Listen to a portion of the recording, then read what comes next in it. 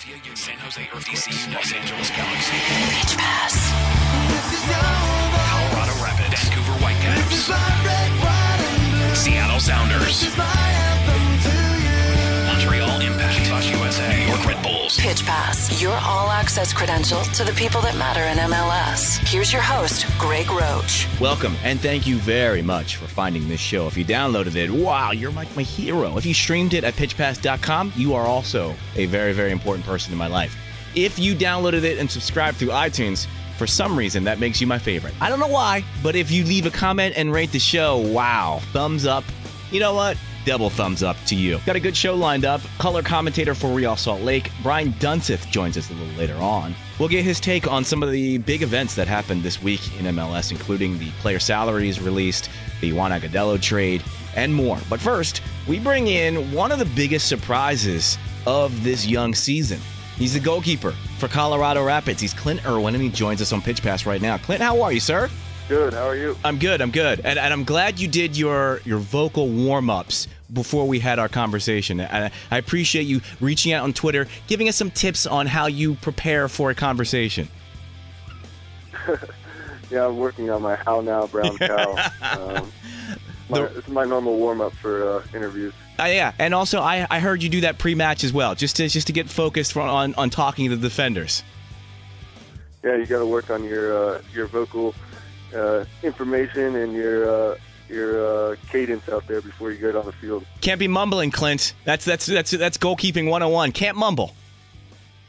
Exactly. So I have to thank you. I'm not a huge NBA fan, but it is the playoffs, so I do like to be plugged in on some of the major sporting events. And you do a great job of live tweeting for a lot of the games as they are happening for the playoffs. Yeah, I mean, luckily in the Mountain Time Zone, the games come on pretty much at the perfect time, right around dinner time. So I've been taking in some of the NBA playoffs this year, and I love watching basketball on TV. So it's been fun. Well, that was what I was going to ask you. Are you just an overall sports guy, or is basketball kind of like your go-to thing that you like to settle down and watch? I'm a fan of pretty much all sports.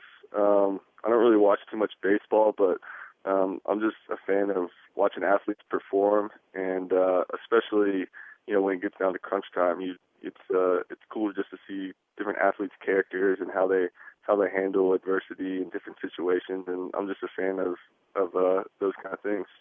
You've kind of come literally out of nowhere, which is kind of weird to say because you did come out of somewhere. But for the MLS fan, even I would imagine the hardcore MLS follower, your emergence has been a bit of a surprise. We know your history as far as where you played and when you played them, but how did you get to this point? Like, let's go back to January and have you already had a trial with Colorado already lined up? And if you hadn't, how did that all come about? Yeah, in January, I hadn't even heard from Colorado. It wasn't a team that I thought I was going to have a chance to get into preseason with. The two teams that I did think I had a chance with were Columbus and New York, having been on trial with them at the end of the season in 2012.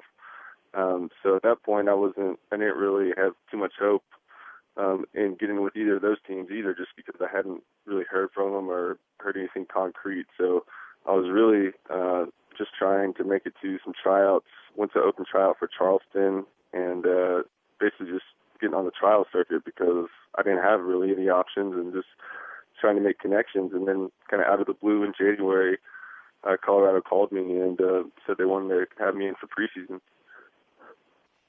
When you say trial circuit, is this you yourself setting up or looking on websites and looking and seeing who has trial dates and kind of seeing if you can get an invite? Or do you have somebody on your behalf kind of giving you a list of places where there could be possibilities for a keeper?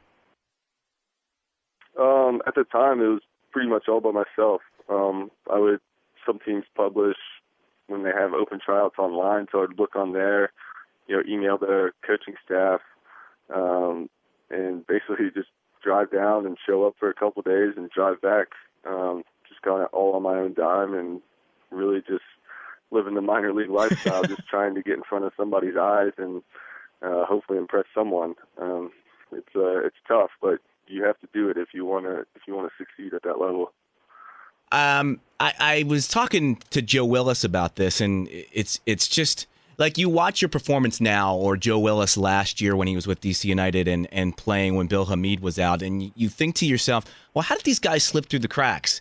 And I haven't really gotten a good answer yet, so I'll ask a guy who kind of did slip through the cracks. How'd you slip through the cracks? I'm not really sure. I mean, I was on the radar of some teams, but I think it's just a product of, especially for goalkeepers, there's so many good goalkeepers in this country. I like to say that we're the Brazil of goalkeepers, and there's so many good goalkeepers, and you see it week in and week out in the MLS and USL that it's very difficult to break in to those leagues, just because once goalkeepers get in, they get settled, and teams aren't really looking to shuffle those guys as much, and their careers are so much longer than the regular field player. So I think it's a lot of it is just based on timing and being in the right place at the right time, and a lot of factors that are completely out of the player's control.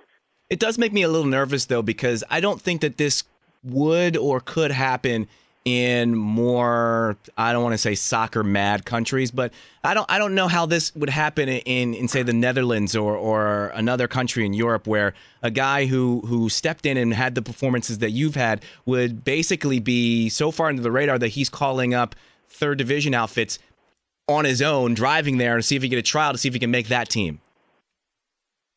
Yeah, I think it is a good point that you make. I think the biggest thing is that there's so few teams at the lower divisions. You look at there's 12 teams in the USL, 8 or 9 teams in the NASL. It's you think about goalkeeping and that there's 2 or 3 goalkeepers per roster. So you're looking at a maximum of 40 goalkeeper spots that you're trying to make. And for field players, it's a little bit more, but at the same time, you look at a city like London or Amsterdam where there's 15 to 20 clubs just in that city. We just don't have as many opportunities purely based on interest in this country and financial stipulations placed on the sport. But it does make it difficult, and I think it's more just a sheer numbers game than anything. If you had a best case scenario as you're sitting wherever you're sitting in January thinking about what's going to happen for the 2013 season, what was your best case scenario as to what you would do or who you would play with for this season? My best case scenario at that time in January, I was thinking, it's probably going to be unlikely that I get on to an MLS team. I was starting to think, I played in Charlotte as a backup, and I was looking to go, where a place where I could get minutes more consistently. And to be honest, it was I'm just hoping to make a roster again, and in a place where I can get some minutes, whether that's USL or NASL. And I even had some contact with some PDL teams at the time. So it was really I just wanted to play at some level, because I'm a big believer that kind of accelerates your development. And it's weird how it's worked out where the minutes that I thought I wanted to get at the USL level are happening in the MLS. So I can't complain about that. No, it's absolutely crazy. And so the last thing about the history, how much longer would you have given it if this didn't happen? Or like you said, if you had tried out for a PDL team, how much longer would you have been able to do it or have wanted to do it?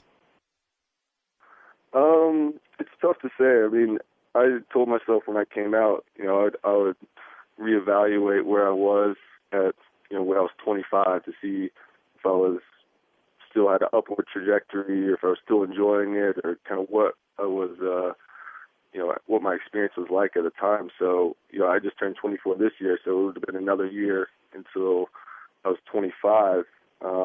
And, I kind of knew I didn't want to be just someone who was a backup in the USL for my whole career. I was smart enough to where I could do other things and, experience life on in a different area than soccer. But yeah, it's definitely, you start thinking about that, when you're not able to find opportunities, just what your life would be like if you didn't play. And I decided, I wasn't ready to give up. I wanted to see how far I could go, and I'm happy that I decided that. So full credit to you, because the stars aligned. I mean, there was a lot of opportunity, a lot of luck, but once that luck and opportunity presented itself to you, you seized it and ran with it. But what was it like trotting onto the field after Matt got hurt for that first taste of MLS action, thinking back to where you were and what you were thinking about doing and where you ended up and how you were just standing there overlooking a penalty shot as it's coming? Yeah, I mean, once I got on the field, you're just trying to get in there and do your job. You don't really have time to reflect on what's happened before that. You're in the game and you have a job to do. But I think, after the game, you just kind of sit back and you're like, well, this is pretty crazy from where I was 1 year or 2 years ago, to be on this stage and in this environment and this opportunity. It was definitely, pretty surprising for myself for at least 2 or 3 weeks. Even just, you're stepping out on the field in a first division game in front of, 15, 20,000 people. And when 2 years ago you're playing in Canada on, a public park field in front of 50 people. So it's a whole different world, that's for sure. You never felt overwhelmed, of course, right? No, I mean, I think you always wanted to be at that level. And, I've watched MLS for a long time and growing up and always thought I could play at this level. So once I got there, I think you realize that a lot of your expectations for what it's like, are true, and maybe some of them aren't, in the case that, well, the players you belong there. The players aren't so much better than you thought they were. More of a sense like, okay, you can hang at this level, you're fine, you fit in. And I think that's been one of the most important things. Was it, in a way, going to that point, kind of good that you didn't really have the week leading up to knowing, all right, I'm going to play, where you just kind of sat there and then all of a sudden it was like, hey, get in. Don't even think about it. Get in and start playing. Yeah, I think it definitely could help, but I think some of the other things were just my experiences leading up to that. I think the MLS is a lot easier, at least mentally, compared to what you're going through on the trial circuit, and just that uncertainty.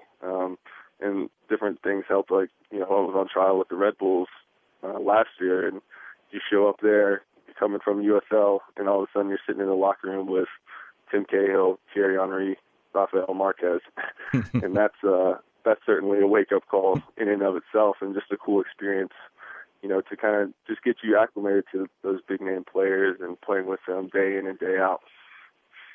Did you pick up anything when you were watching Henry or Cahill playing that you can then use as you go against them this season? No, I don't think so. I mean, I'm pretty sure they don't remember my name or anything like that. I was just probably another trialist in the corner of the locker room, and they're probably in their own world, I'm sure. Now, come on, Clint. The response to that is, but they will after I stone them. So let's talk about the season that you guys had so far, and I don't know. I don't know if you can answer this, but how have you guys been able to grind out the results and be where you guys are? Which, it's early, but you're sitting in a playoff spot as we speak. How have you guys been able to do that with all the injuries that you've had? I think it's just been an overall mentality in the club that we're not going to make excuses. We're not going to blame the factors of injuries or anything like that. We're just going to play as hard as we can. The guys who are on the field are going to step up and give good performances, and the coaching staff is going to give us confidence to do that. And, it hasn't been pretty at times, but what matters is the points that you put on the board. And so far we've been able to do a good job. That was a nice PC answer, Clint. I think the real answer was smoke and mirrors. So let's talk about the elephant in the room, and that would be, of course, the incumbent starter, Matt Pickens, and his health status. And at some point, he is going to be back. Have you guys, either the two of you or any of the coaching staff, addressed what's going to happen when that situation arises? No, there hasn't really been too much discussion about it. In the same way, there hasn't been any discussion about, other guys' injuries or long-term injuries like that. I think, what will happen is what happens every day is when there's any competition for places, and it only serves to make all the players better. And, I think in the goalkeeping position, and I've been a part of similar situations that, both players benefit from that competition. It's what you want. You need to combat complacency in the team. And I'm looking forward to Matt's return because I can learn a lot from him, especially with the knowledge that he has of the league and of the position. And selfishly, I'm hoping you hang on to the job because I have you on the fantasy team, and you are a very, very, very, very underpriced keeper. And for the starting position, it's a fantastic value you are, Clint. That's good to hear. I'm glad I'm producing in fantasy as well. You totally are for both the Rapids and for my fantasy team. So thank you very much, Clint. It's been great talking to you because I just found your story really fascinating, and thank you for being very candid about it. And we appreciate you taking some time. Thank you for having me on. I've enjoyed it. That's Clint Irwin. He's a good follow on Twitter, especially if you're a basketball fan, at Clint Irwin. I just the conversation that we had, the point that we were making about goalkeepers, especially falling through the cracks in the American soccer setup, is one that's pretty interesting and maybe something for you and your friends to discuss at the bar this upcoming weekend. Because you look at a guy like Clint Irwin and what he's been able to accomplish and how good he has been in this relatively, of course, admittedly short spell. You think to yourself, how many other keepers are out there that are not getting a chance and have to, as he said, play in a field in Canada for 50 people? Ponder that